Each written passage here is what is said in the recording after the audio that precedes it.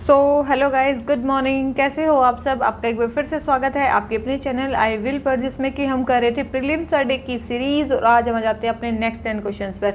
अगर आपको वीडियो अच्छी लगती है तो प्लीज़ प्लीज़ प्लीज़ वीडियो को लाइक करो और चैनल को सब्सक्राइब जरूर कर लो जिन्होंने भी नहीं किया है, ठीक है। इसके अलावा इस वीडियो को ज़्यादा से ज़्यादा शेयर करो, ठीक है। इसके अलावा आपको क्या करना है, इस वीडियो का सबसे ज़्यादा यूज़ कैसे करना है, आपको सबसे पहले वीडियो को पॉज करना है, उसके बाद अपना आंसर खुद लगाना है और उसके बाद उसका एक्सप्लेनेशन देखना है, ताकि आपको इस वीडियो में जो भी बातें हो रही हैं वो सबसे ज़्यादा याद रहें, ठीक है। तो चलिए स्टार्ट करते हैं आज के फर्स्ट क्वेश्चन से। आज का फर्स्ट क्वेश्चन हमें क्या बोलता है, consider the following statements regarding foreign exchange management act. Foreign exchange management act के बारे में हमें कुछ स्टेटमेंट्स बतानी है, ठीक है। हमें किसके बारे में बताना है, फॉरेन एक्सचेंज मैनेजमेंट एक्ट के बारे में बताना है। तो सबसे पहले है the foreign exchange management act came as a successor to the foreign exchange regulation act with changing economic condition in a post liberalism India. बिल्कुल सही स्टेटमेंट है कि जो फॉरेन एक्सचेंज मैनेजमेंट एक्ट है वो एक सक्सेसर बना किसका, फॉरेन एक्सचेंज रेगुलेशन एक्ट का। और ये फॉरेन एक्सचेंज मैनेजमेंट एक्ट कब आया, 1999 में। कब आया, 1999 में आया फॉरेन एक्सचेंज मैनेजमेंट एक्ट, जो सक्सेसर बना फॉरेन एक्सचेंज रेगुलेशन एक्ट का। फॉरेन एक्सचेंज रेगुलेशन एक्ट कब आया था, 1973 में। कब आया था, 1973 में, ठीक है। तो ये स्टेटमेंट बिल्कुल हमारी सही है। सेकंड है, this act make offences related to foreign exchange as criminal offence. बोल रहे हैं कि इस एक्ट में जो ऑफेंस होते हैं फॉरेन एक्सचेंज से रिलेटेड वो उनको क्रिमिनल ऑफेंस माना जाता है। तो ये स्टेटमेंट बिल्कुल रॉन्ग है। इस एक्ट में जो भी ऑफेंस होते हैं फॉरेन एक्सचेंज से रिलेटेड उनको क्या माना जाता है, सिविल ऑफेंस माना जाता है। उनको क्या माना जाता है, उनको सिविल ऑफेंस माना जाता है। ध्यान रखना इसको क्या माना जाता है, सिविल ऑफेंस माना जाता है। थर्ड है, the Enforcement Directorate has the power to register a case against an organisation under the foreign exchange management Act for alleged foreign exchange violation. बोल रहे हैं कि ईडी के पास पावर होती है कोई भी केस रजिस्टर करने की फॉरेन एक्सचेंज मैनेजमेंट एक्ट के अंडर, अगर किसी ने फॉरेन एक्सचेंज का वायलेशन किया है, ठीक है। तो हमारी ये स्टेटमेंट क्या है, बिल्कुल सही है। ईडी के पास पावर होती है कोई भी केस रजिस्टर करने की अगर इसके अंडर कोई केस हुआ है तो, ठीक है। तो फर्स्ट स्टेटमेंट भी सही है, थर्ड स्टेटमेंट भी सही है, और हमें क्या बतानी है, सही स्टेटमेंट ही बतानी है। तो इसमें दो स्टेटमेंट हमारी क्या है, करेक्ट है, ठीक है। तो हमारा आंसर क्या आ जाता है, बी, ठीक है। तो ये देखो अभी क्या रिपोर्ट आई थी कि जो ईडी है उसने बहुत सारे केस रजिस्टर किए हैं फॉरेन एक्सचेंज मैनेजमेंट एक्ट और जो prevention of money laundering act है उसके अंडर, ठीक है। तो काफ़ी ज़्यादा केसेस उन्होंने लॉन्च किए हैं, ठीक है। 14,000 केसेस लॉन्च किए हैं एज़ कम्पेयर टू 4,913 केसेस जो कि 2014 से 16 तक हुए थे, ठीक है। तो देखो ये कितने केसेस की जो संख्या है वो क्या हो रही है, देखो यहाँ तक तो कॉन्स्टेंटली बढ़ रही थी लेकिन इसके बाद कम हुई और उसके बाद फिर और ज़्यादा बढ़ गई, ठीक है। तो कॉन्स्टेंटली इंक्रीज नहीं हो रही है, ध्यान रखना। ये चीज़ कई बार आ जाता है कि केसेस की संख्या जो वो बढ़ रही है घट रही है, ये सब चीज़ें, तो ध्यान रखना इसको, ये कॉन्स्टेंट इंक्रीज नहीं है, ठीक है। अभी ये वाला देखो कि जो फॉरेन एक्सचेंज मैनेजमेंट एक्ट है वो मेनली जो भी क्रॉस बॉर्डर ट्रेड होता है ना और जो पेमेंट्स होती हैं उसके रिलेटेड प्रोविजन से डील करता है, ठीक है। ध्यान रखना उसके रिलेटेड प्रोविजन से ये डील करता है, ठीक है। जो फॉरेन एक्सचेंज ट्रांजेक्शन्स होते हैं, ठीक है, उनसे भी ये मेनली डील करता है। कब इंट्रोड्यूस किया गया था, 1999 में। किसको रिप्लेस किया था, फॉरेन एक्सचेंज रेगुलेशन एक्ट को। इसका हेड ऑफिस कहाँ पे है, इसके हेड ऑफिस को ही ईडी कहते हैं और वो कहाँ पे रिलेटेड है, दिल्ली में लोकेटेड है, ठीक है। तो इसका मेनली प्राइमरी ऑब्जेक्टिव क्या है, एक्सटर्नल ट्रेड को फैसिलिटेट करवाना और पेमेंट्स को फैसिलिटेट करवाना, ठीक है। और अदर ऑब्जेक्टिव्स भी हैं लेकिन ये मेन ऑब्जेक्टिव है। और ये याद रखना इंडिया के सभी पार्ट्स में एप्लीकेबिलिटी है इसकी, ठीक है, ध्यान रखना इसको। तो हमारा ये वाला क्वेश्चन हो जाता है कंप्लीट। आ जाते हैं अपने नेक्स्ट क्वेश्चन पे। नेक्स्ट क्वेश्चन हमें क्या बोलता है, हमें बताना है डिप्टी सीएम के बारे में। आपने सुना होगा डिप्टी सीएम के बारे में, चलो देख लेते हैं। बोल रहे हैं कि article 163 of the constitution mention about deputy CM. तो याद रखना कहीं पे भी कॉन्स्टिट्यूशन में मेंशन नहीं है डिप्टी सीएम की पोस्ट के बारे में, ठीक है। ना आर्टिकल 163 में ना आर्टिकल 164 में, जो मेनली बताता है कि जो सीएम है वो सीएम को गवर्नर अपॉइंट करेंगे, उनके साथ कुछ अदर मिनिस्टर को भी अपॉइंट करेंगे गवर्नर सीएम की एडवाइस पे, लेकिन डिप्टी सीएम की कहीं भी बात नहीं होती है। फिर है second, the post of deputy CM is equivalent in rank to that of cabinet minister in the state. बोल रहे हैं कि जो डिप्टी सीएम की जो पोस्ट है वो इक्विवेलेंट है कैबिनेट मिनिस्टर के स्टेट में। तो याद रखना डिप्टी सीएम की जो पोस्ट है ना, जो डिप्टी सीएम की पोस्ट है वो किसके इक्विवेलेंट है, कैबिनेट मिनिस्टर के ही इक्विवेलेंट है, याद रखना वो कैबिनेट मिनिस्टर के ही इक्विवेलेंट है स्टेट में, ठीक है, बहुत इंपॉर्टेंट है, याद रखना इसको, ये उसके ही इक्विवेलेंट है, ठीक है। तो सेकंड स्टेटमेंट हमारी करेक्ट हो जाती है और फर्स्ट स्टेटमेंट हमारी रॉन्ग हो जाती है, तो हमारा आंसर क्या आ जाता है बी, ठीक है। आ गया समझ में मेनली क्या बात हो रही है, डिप्टी सीएम के बारे में बात हो रही है कि डिप्टी सीएम की क्या क्या वो है, तो ये क्वेश्चन हो जाता है हमारा कंप्लीट। आ जाते हैं अपने नेक्स्ट क्वेश्चन पे। थर्ड कौन सा question number third, collision of black hole generates which of this. देखो अगर कोई दो ब्लैक होल टकराते हैं तो उससे क्या जनरेट होता है, सबको पता होगा क्या जनरेट होता है, ग्रेविटेशनल वेव्स। क्या जनरेट होता है, ग्रेविटेशनल वेव्स जनरेट होती हैं, ठीक है, इसमें कोई बहुत बड़ी बात नहीं है, आपने बहुत बार पढ़ा होगा। आ जाते हैं नेक्स्ट क्वेश्चन पे। नेक्स्ट क्वेश्चन में क्या बोलता है, कंसिडर द फॉलोइंग स्टेटमेंट। कुछ स्टेटमेंट्स को हमें कंसिडर करना है। सबसे पहले है strategic force command. Strategic forces command एक ट्राइब सर्विस फॉर्मेशन है जो मेनली मैनेजमेंट करती है, एडमिनिस्ट्रेशन करती है कंट्री के टैक्टिकल और स्ट्रेटेजिक न्यूक्लियर वेपन स्टॉकपाइल का, ठीक है। तो ये स्टेटमेंट क्या है, बिल्कुल सही है, स्ट्रेटेजिक फोर्स कमांड यही करती है, एक ट्राई सर्विस फॉर्मेशन है जो इन सब चीज़ों को देखती है। सेकंड है strategic forces command falls under the purview of nuclear command authority of India. तो याद रखना ये स्टेटमेंट भी क्या है हमारी, बिल्कुल सही है कि जो स्ट्रेटेजिक फोर्स कमांड है वो nuclear command authority of India के अंडर आती है। किसके अंडर आती है, nuclear command authority of India के अंडर आती है। थर्ड है nuclear command authority is the sole body which can authorise the use of nuclear weapons whose executive council is chaired by prime minister of India. बोल रहे हैं कि जो nuclear command authority है वो एक सोल बॉडी है जो न्यूक्लियर वेपन के यूज़ को ऑथराइज कर सकती है और जिसकी जो एग्जीक्यूटिव काउंसिल है उसको प्राइम मिनिस्टर चेयर करते हैं। तो ध्यान रखना nuclear command authority sole body है जो मेनली न्यूक्लियर वेपन्स को ऑथराइज करती है। यहाँ तक तो ये स्टेटमेंट बिल्कुल सही है, ठीक है। लेकिन न्यूक्लियर कमांड अथॉरिटी में दो टाइप की काउंसिल होती हैं, ठीक है। न्यूक्लियर कमांड अथॉरिटी में दो टाइप की काउंसिल होती हैं, एक तो इसमें लिख रखी है एग्जीक्यूटिव काउंसिल और एक होती है इसमें पॉलिटिकल काउंसिल। जो पॉलिटिकल काउंसिल होती है ना, उसके हेड होते हैं हमारे क्या ये जो पीएम होते हैं वो उसके हेड होते हैं, पॉलिटिकल काउंसिल के हेड होते हैं पीएम, ठीक है। ध्यान रखना पॉलिटिकल काउंसिल को चेयर करते हैं हमारे पीएम। जो एग्जीक्यूटिव काउंसिल है उसको कौन चेयर करता है, उनको हमारे नेशनल सिक्योरिटी एडवाइजर मेनली क्या करते हैं, चेयर करते हैं, ध्यान रखना, ठीक है। और मेजर एग्जीक्यूटिव चीज़ों में जो डिसीजन मेकिंग होती है वो किसकी होती है, इसका मतलब उसकी होती है नेशनल सिक्योरिटी एडवाइजर की। तो ये स्टेटमेंट हमारी क्या हो जाती है, रॉन्ग हो जाती है। तो थर्ड स्टेटमेंट तो हमें बतानी करेक्ट स्टेटमेंट कितनी है, तो हमारी जो दो स्टेटमेंट्स हैं वो क्या है, हमारी करेक्ट है, ठीक है। ध्यान रखना इस चीज़ को। तो ये स्ट्रेटेजिक फोर्सेस कमांड के बारे में पूछा है और न्यूक्लियर कमांड अथॉरिटी के बारे में हमसे पूछा है, ठीक है। ये देखो कि हमारी जो स्ट्रेटेजिक फोर्सेस कमांड है एक ट्राई सर्विस कमांड है, हमने ये देख लिया, इंडियाज न्यूक्लियर कमांड अथॉरिटी के अंडर है। कब बनी थी, याद रखना, बहुत इंपॉर्टेंट है, याद रखना 2003 में बनी थी, एक एग्जीक्यूटिव ऑर्डर से बनी थी, कैबिनेट कमेटी ऑन सिक्योरिटी के एग्जीक्यूटिव ऑर्डर से बनी थी, जिसको हेड कौन करते हैं, पीएम हमारे हेड करते हैं, ठीक है। उस टाइम पे कौन थे, अटल बिहारी वाजपेयी जी थे, ठीक है। तो उन्होंने मेनली ये ट्राई सर्विस कमांड बनाई थी, स्ट्रेटेजिक फोर्सेस कमांड, ठीक है। इसको हेड मेनली कौन करते हैं, कमांडर इन चीफ, ठीक है, of the rank of air marshal. Air marshal की रैंक के जो कमांडर इन चीफ है वो मेनली इसको हेड करते हैं, ठीक है। मेनली न्यूक्लियर वेपन के जो स्टॉकपाइल है उनका मैनेजमेंट और एडमिनिस्ट्रेशन मेनली इसके हाथ में होता है। ये देखो न्यूक्लियर कमांड अथॉरिटी के बारे में, ये क्या है, एक नोडल अथॉरिटी है जो मेनली कमांड करती है, कंट्रोल करती है, ऑपरेशनलाइज करती है जो भी इंडियाज़ के न्यूक्लियर वेपन प्रोग्राम है उनके डिसीजंस को, ठीक है। इसमें दो काउंसिल होती हैं, एग्जीक्यूटिव काउंसिल, पॉलिटिकल काउंसिल। अभी मैंने बताया था एग्जीक्यूटिव काउंसिल को कौन हेड करता है, हमारी national security adviser. Political council को कौन हेड करते हैं, हमारे प्राइम मिनिस्टर, ठीक है। तो इन दोनों में सेपरेशन ऑफ पावर है दोनों इसमें, ठीक है। और यही सारी चीज़ें हैं, तो ध्यान रखना इसके बारे में। तो हमारा ये वाला क्वेश्चन हो जाता है कंप्लीट। आ जाते हैं अपने नेक्स्ट क्वेश्चन पे, ठीक है। नेक्स्ट क्वेश्चन हमें क्या बोलता है, हमें बताना है साउथ चाइना सी किस किस से बॉर्डर से, साउथ चाइना सी किस किस से बॉर्डर है ये बताना है, ठीक है। तो किस किस से बॉर्डर है हमारा साउथ चाइना सी, ठीक है। तो सबसे पहले मलेशिया, फिलीपींस, लाओस, इंडोनेशिया और ब्रुनई, ठीक है। तो इनमें से किससे है, तो आपको पता होगा लाओस तो क्या है, एक लैंड लॉक्ड कंट्री है, ठीक है। तो ये सी पे नहीं लगती है, तो ये तो बिल्कुल भी नहीं होगी, ठीक है। तो मलेशिया भी है, फिलीपाइंस भी है, इंडोनेशिया भी है और ब्रुनई भी है, ठीक है। तो ये चारों ही कंट्री हैं जिससे मेनली साउथ चाइना सी सराउंडेड है, ठीक है। तो 1, 2, 4 एंड 5, तो आंसर इसका हमारा क्या हो गया, बी, ठीक है।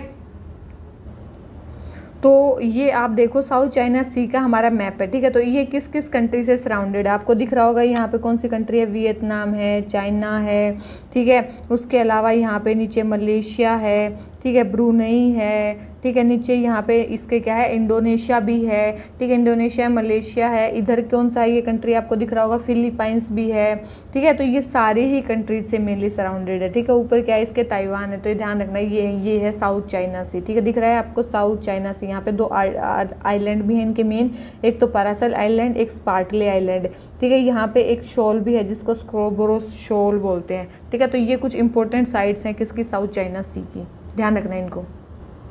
तो हमारा ये वाला क्वेश्चन हो जाता है कंप्लीट। आ जाते हैं अपने नेक्स्ट क्वेश्चन पे। नेक्स्ट क्वेश्चन हमें क्या बोलता है, भक्ति लिटरेचर के बारे में बताना है। किसके बारे में, भक्ति लिटरेचर के बारे में बोल रहे हैं कि जो ज्ञानेश्वर थे वो एक मराठी भक्ति पोएट थे। मेनली क्या थे, ज्ञानेश्वर क्या थे, एक मराठी भक्ति पोएट थे, ठीक है। सेकंड स्टेटमेंट हमें बोल रखी है कि Tukaram was contemporary of Dnyaneshwar who wrote भक्ति पोज इन गुजराती। बोल रही हैं कि जो तुकाराम थे वो ज्ञानेश्वर के कंटेम्प्रेरी थे जिन्होंने भक्ति प्रोज गुजराती में लिखा था। और थर्ड है Eknath wrote poetic narratives and devotional abhangas. तो याद रखना, देखो सबसे पहले तो फर्स्ट स्टेटमेंट हमारी क्या है, बिल्कुल सही है। फर्स्ट स्टेटमेंट बिल्कुल सही है कि जो मेनली ज्ञानेश्वर थे वो क्या थे, एक मराठी भक्ति पोएट थे, ठीक है। ज्ञानेश्वर एक मराठी भक्ति पोएट थे और ये किस ईयर में थे, किस ईयर के आसपास थे, 13th सेंचुरी के आसपास, ठीक है। 1275 AD के आसपास ये मेनली थे, ठीक है। और मेनली 21 ईयर्स की एज में इनकी लगभग अप्रोक्स डेथ हो गई थी, ठीक है। और तब भी ये मेनली विष्णु भगवान की भक्ति में काफ़ी ज़्यादा फेमस है, उनकी भक्ति के लिए ये। सेकेंड है Tukaram was a contemporary of Dnyaneshwar. देखो याद रखना, तुकाराम जो है इनका टाइम पीरियड आता है मेनली 1600 से लेके 8 से लेके 1649 तक, ठीक है। 1608 से लेके 1649 तक ये आता है, ठीक है। बोल रहे हैं कि तुकाराम जो थे वो कंटेम्प्रेरी थे ज्ञानेश्वर के, जिन्होंने भक्ति प्रोज बोल रहे हैं गुजराती में लिखा था। तो पहली बात तो कंटेम्प्रेरी थे ही नहीं, ठीक है। तो पहली स्टेटमेंट तो हमारी ये हो जाती है कि ये मेनली कंटेम्प्रेरी उनके नहीं थे, ठीक है। तो ये स्टेटमेंट हमारी रॉन्ग होगी। थर्ड है Eknath wrote poetic narratives and devotional abhangas. तो ये स्टेटमेंट हमारी बिल्कुल सही है कि जो एकनाथ थे उन्होंने पोएटिक नैरेटिव लिखे थे और डिवोशनल अभंगास लिखे थे। तो इसमें बतानी हमें करेक्ट स्टेटमेंट कौन सी है। तो 2 स्टेटमेंट्स हमारी करेक्ट है। कितनी स्टेटमेंट करेक्ट है हमारी, 2 स्टेटमेंट हमारी करेक्ट है इसमें से। आपको समझ में आ गया होगा कि ज्ञानेश्वर, एकनाथ और तुकाराम, ठीक है, समझ में आ गया तीनों के बारे में। हाँ ठीक है। तो ये हो गया हमारा क्वेश्चन नंबर, कौन सा हमारा क्वेश्चन नंबर हो गया, ये मतलब जो स्टैटिक है उसका फर्स्ट क्वेश्चन हो गया कंप्लीट। आ जाते हैं क्वेश्चन नंबर 2 पे। हमें बताना है केरला के म्यूरल्स के बारे में, ठीक है। सबसे पहले Kerala painters evolve a language taking cues from the contemporary traditions like Kathakali and kalam ezhuthu. तो बिल्कुल सही स्टेटमेंट है। जो केरला के पेंटर्स थे उन्होंने मेनली जो क्यूज लिए थे वो यहीं से लिए थे, तो ये बिल्कुल सही स्टेटमेंट है। सेकेंड है they use vibrant and luminous colours representing human figures in 3 dimensionality. बिल्कुल इन्होंने वाइब्रेंट कलर और ल्यूमिनस कलर्स का यूज़ किया था। थर्ड है most of the paintings are seen on the walls of shrines and cloister walls of temple. बिल्कुल ज़्यादातर painting इनकी वॉल्स पे दिखती हैं। तो तीनों ही स्टेटमेंट हमारी इसके बारे में क्या है, बिल्कुल सही है। ये आपको पिक्चर दिख रही होंगी, सारी पिक्चर्स दिख रही होंगी आपको। तो ये सारी हैं केरला की म्यूरल पेंटिंग्स की, ठीक है। देखो कितने वाइब्रेंट कलर्स हैं, क्या क्या इसमें थीम्स हैं, ठीक है। तो ये सारी केरला की म्यूरल पेंटिंग्स की हमें दिखती हैं, ठीक है। तो इस टाइप की थी केरला की म्यूरल पेंटिंग्स। ये आपको और भी दिख रही होंगी कि कैसे कैसे बनाई हुई हैं, देख रही हैं आपको, ठीक है। म्यूरल आर्ट कैसे बनाई हुई है, केरला की म्यूरल आर्ट सबसे पहली पिक्चर देखो कि कैसे कैसे बनाई हुई है, ठीक है। तो ये सारी म्यूरल आर्ट्स हैं उनकी। तो हमारा ये वाला क्वेश्चन हो जाता है कंप्लीट। आ जाते हैं अपने नेक्स्ट क्वेश्चन पे। हमें नेक्स्ट क्वेश्चन क्या बोलता है, हमें बताना है पेयर्स के बारे में। ट्रेडिशनल म्यूरल्स वो किस स्टेट से बिलोंग करती हैं। देखो म्यूरल्स के नाम हैं और वो किस स्टेट से बिलोंग करती हैं। सबसे पहले मिथिला, मिथिला का तो नाम आपने सुना ही होगा, बिल्कुल। मिथिला कहाँ से बिलोंग करती हैं, बिहार से बिलोंग करती हैं। पिथोरो, ठीक है, पिथोरो कहाँ से मेनली बिलोंग करती हैं, याद रखना। पिथोरो मेनली गुजरात और राजस्थान से बिलोंग करती हैं। और मेनली वर्ली पेंटिंग्स मेनली कहाँ से हैं, महाराष्ट्र से बिलोंग करती हैं। तो इनको ध्यान रखना, ठीक है। मिथिला मेनली बिहार की हैं, ठीक है। और जो पिथोरो है वो राजस्थान और गुजरात की हैं। और जो वर्ली है वो महाराष्ट्र की हैं। तो इन सबको ध्यान रखना, ठीक है। तो कहाँ कहाँ की हैं, कौन सी, तो फर्स्ट स्टेट केवल इसमें एक ही स्टेटमेंट करेक्ट है, ठीक है। तो ये रटने वाली चीज़ें हैं तो इसमें केवल फर्स्ट स्टेटमेंट करेक्ट है, सेकेंड एंड थर्ड इसमें रॉन्ग है। अब आप ये देखो कि भाई आपको ये तो पता होगा म्यूरल पेंटिंग्स क्या होती हैं। म्यूरल पेंटिंग्स का मतलब होता है ऐसी पेंटिंग्स जो मेनली वॉल्स ऑफ केव्स या पैलेसेस, मतलब पैलेसेस या केव्स की जो वॉल्स पे जो पेंटिंग्स बनाई जाती हैं उनको बोलते हैं म्यूरल पेंटिंग्स। अर्लीस्ट एविडेंसेस हमें इनके कहाँ मिलते हैं, अजंता और एलोरा, बाग केव्स, ठीक है, सितान वसाल केव्स, इन सब में इनके अर्लीस्ट मेनली हमें एविडेंस मिलते हैं। ठीक है, म्यूरल पेंटिंग्स के बहुत सारे एविडेंस और भी हैं, जैसे कि विनय पिटाका में भी इनका मतलब मिलता है। ठीक है, जो एक नोटेड कोर्टिशियंस थे वैशाली, ठीक है, वैशाली अमरापली, ठीक है, इन्होंने कुछ पेंटर्स को एम्प्लॉय किया था किंग को पेंट करने के लिए, ट्रेडर्स को पेंट करने के लिए, मर्चेंट्स को पेंट करने के लिए वॉल पे अपने पैलेस में। ठीक है, ध्यान रखना इसको, ये सारी चीज़ें हैं। तो ये हो जाता है हमारा कंप्लीट। आ जाते हैं अपने नेक्स्ट क्वेश्चन पे। नेक्स्ट क्वेश्चन हमें क्या बोलता है, हमें बताना है द्रविडियन लिटरेचर के बारे में। कुछ लिटरेचर के बारे में हमें बातें बता रखी हैं, वो हमें बतानी है कौन सी सही है कौन सी गलत है। ठीक है, तो सबसे पहले है हमारा Silappatikaram and Manimekalai written around 10th century CE provide details of Tamil society during that period. देखो, सिल्लापट्टिकरम और मनी मेकलाई बिल्कुल ये तमिल सोसाइटी के बारे में बताती हैं, लेकिन ये किस टाइम पे लिखी गई थी ये बहुत इंपॉर्टेंट है। ये लिखी गई थी 200 से लेके 300 CE के बीच में। ठीक है, तो याद रखना 200 से 300 AD के बीच में ये मेनली लिखी गई थी, ना कि 10th century के आसपास। ठीक है, तो याद रखना ये इस टाइम पे लिखी गई थी। तो फर्स्ट स्टेटमेंट तो हो जाती है हमारी रॉन्ग, लेकिन ये सोसाइटी के बारे में जरूर बताती हैं। सेकंड है मनी मेकलाई डिस्कस बुद्धिस्ट डॉक्ट्रिन, बिल्कुल सही स्टेटमेंट है। जो मनी मेकलाई है उसमें मेनली बुद्धिस्ट डॉक्ट्रिन्स को क्या किया गया है, डिस्कस किया गया है। थर्ड है तोल्कापियम, एक वर्क है जो तोल्कापियार ने लिखा था। कौन थे इसके राइटर, तोल्कापियार। ठीक है, ये एक तमिल ग्रामर का वर्क है जो मेनली तमिल की पोइट्री को अंडरस्टैंड करने में हमारी हेल्प करता है। तो ये स्टेटमेंट भी हमारी क्या बिल्कुल सही है। ठीक है, तो हमें करेक्ट पेयर बताना है, तो करेक्ट सेकंड एंड थर्ड हमारे करेक्ट है और फर्स्ट स्टेटमेंट हमारा क्या है, रॉन्ग है। तो अब ये देखो, द्रविडियन लिटरेचर को संगम लिटरेचर भी बोला जाता है। ठीक है, संगम लिटरेचर भी बोला जाता है। उसमें काफ़ी सारे एपिक्स आते हैं, जैसे कि तोल्कापियम, अभी हमने देखा किसने लिखा था, तोल्कापियार ने। ये तमिल का लिटरेरी वर्क है, ग्रामर वर्क है। ठीक है, तो और एक और बुक है इनकी, इट्टू टोगई। इट्टू टोगई मतलब 8 एंथोलॉजीज। ठीक है, 8 एंथोलॉजीज ये बुक है, इसमें 8 चीज़ों के बारे में बताया गया है। थर्ड है इसका पट्टू पट्टू, आपने नाम सुना होगा पट्टू पट्टू, 10 इडियल्स, इसमें 10 वर्क हैं संगम लिटरेचर के। ठीक है, इसके बाद है पथिन किला नक्कू। ठीक है, 1 सेकेंड, पथिनकिनालक्कू, इसमें कितने हैं, 18 वर्क्स हैं। किसके बारे में, एथिक्स और मोरल्स के बारे में। ठीक है, ये वर्क जो थे, ठीक है, मोस्ट इंपॉर्टेंट इनमें कौन सा था, तिरुकुरल, ये किसने लिखा था, तिरुवल्लुवर ने लिखा था। ठीक है, ये तमिल के ग्रेट पोएट और फिलोसोफर थे तिरुवल्लुवर, इन्होंने तिरुकुरल एक लिखा था। ठीक है, ये किसका पार्ट है, पथिनेन की कानाकू। ठीक है, जो भी है ये नाम आप अच्छे से देख लेना। ठीक है, सिल्लापट्टिकरम अभी हमने देखा था, ये किसने लिखा था, इलेंगो एडिगल ने लिखा था। मनी मेघलाई जो अभी बुद्धिस्ट वर्क था, ये किसने लिखा था, सित्तानलाई सत्तानार ने। ठीक है, ध्यान रखना ये सारे ही तमिल लिटरेचर हैं। और ये जितने भी तमिल लिटरेचर लिखा गया है ये संगम सुई थी उस टाइम पे। ठीक है, तो संगम पीरियड में कुछ संगम सुई थी, उसमें लिखे गए हैं। ठीक है, तो 3 संगम हुई हैं मेनली, लीजेंड्स के अकॉर्डिंग 3 तमिल संगम सुई हैं। ये तमिल पोएट्स 3 बार आके मिले हैं।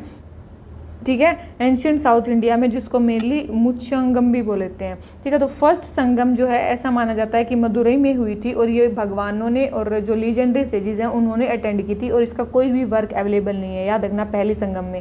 ठीक है, जो सेकंड संगम हुई वो कहाँ पे हुई, कपाड़ापुरम में। कहाँ पे हुई, कपाड़ापुरम में, और उसका केवल एक ही वर्क बचा हुआ है, वो है तोल्कापियम, जो किसने लिखा, तोल्कापियार ने, जो एक ग्रामर वर्क है।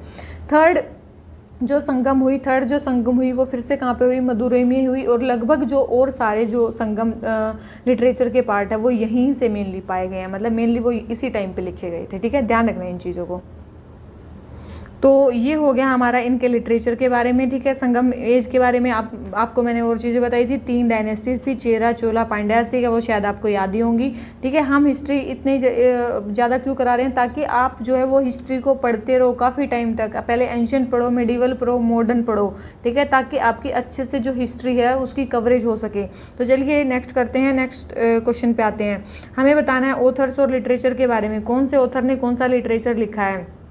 ठीक है, तो सबसे पहले नाम आता है हमारे कालिदास का। ठीक है, किसका नाम आता है, सबसे पहले आता है हमारे कालिदास का नाम। ठीक है, कालिदास ने क्या लिखा है, कालिदास ने बहुत सारी चीज़ें लिखी हैं। तो इनमें से कौन सी लिखी है, तो याद रखना कालिदास ने इसमें से कौन सी लिखी है, रत्नावली लिखी है। कौन सी लिखी है, रत्नावली लिखी है। और भाषा ने कौन सी बुक लिखी है, ये स्वप्ना वसावदत्ता, ये मेनली बुक लिखी किसने, मेनली वसावदत्ता इन ड्रीम, ठीक है। स्वप्ना मतलब सपने में, वसावदत्ता मतलब वसावदा जो किसी आदमी का नाम है, ठीक है। तो वसावदा इन ड्रीम, ठीक है, ये मेनली बुक किसने लिखी है, भाषा ने लिखी है, ठीक है। शूद्रक ने कौन सी लिखी है, मृच्छकटिकम लिखी है, याद रखना शूद्रक ने ये मृच्छकटिकम बिल्कुल सही लिखी है। और विशाखादत्त ने देवी चंद्रगुप्तम लिखी है, ये बिल्कुल सही लिखी है, ठीक है।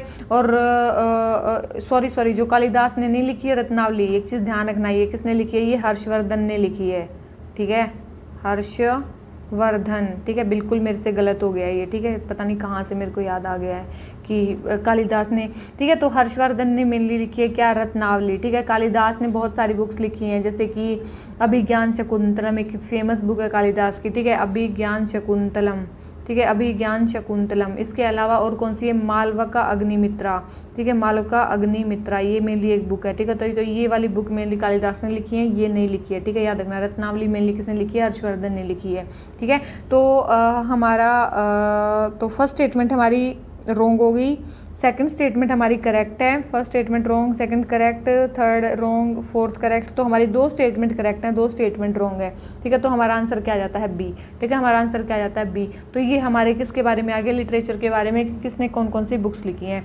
तो इसी नोट पर जो हमारा आज का लेक्चर हो जाता है वो हो जाता है ख़त्म। अगर आपके इसमें 6 या फिर 7 से ऊपर मार्क्स आ रहे हैं, लगभग तो मैं बोलूँगी 7 या 7 से ऊपर मार्क्स आ रहे हैं, तो you are in a good condition, आप बहुत अच्छा कर रहे हो, ठीक है। मैक्सिमम कंसेप्ट आपको याद हैं, आप थोड़ा सा और ध्यान दो, ठीक है। और हिस्ट्री को अपनी या फिर करंट अफेयर्स को अपने और ज़्यादा स्ट्रॉन्ग बनाते जाओ। इसी तरह से हमारी सीरीज के साथ जुड़े रहो और अपने फ्रेंड्स में भी प्लीज़ इस चैनल को शेयर करो, प्लीज़ से प्लीज़ इस वीडियोज़ को शेयर किया करो, ताकि इस चैनल की जो रीच है वो भी हमारी इंक्रीज़ हो सके।